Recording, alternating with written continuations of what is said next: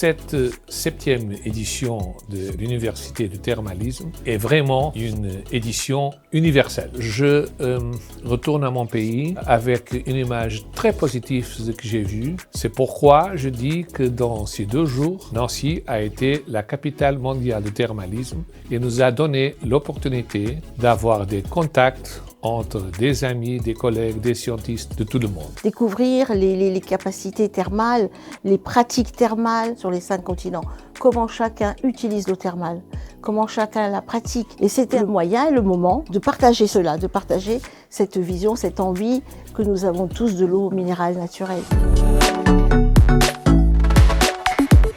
On est plutôt en France, comme au Portugal, en Italie, en Espagne, héritier des thermes romains, avec cette vision de l'eau thermale qui est curative, qui est utilisée pour la santé. La thalassothérapie a fait chuter les fréquentations des stations thermales il y a une vingtaine d'années. Il faut qu'on remontre qu'on ait une chance de santé médicale, avec des soins qui sont des soins médicaux. En y ajoutant, et c'est aussi l'enjeu de cette université du thermalisme, la dimension de recherche médicale à l'échelle européenne qui conforte Nancy en tant que leader à la fois sur le thermalisme et sur la médecine, la recherche scientifique.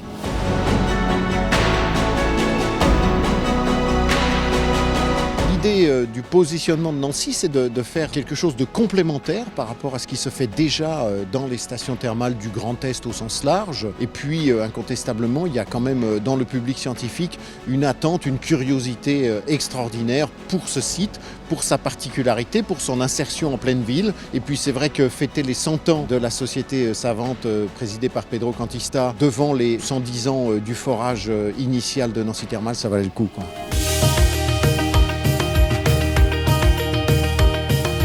Ici à Nancy, nous avons la chance d'avoir une eau qui rend humble.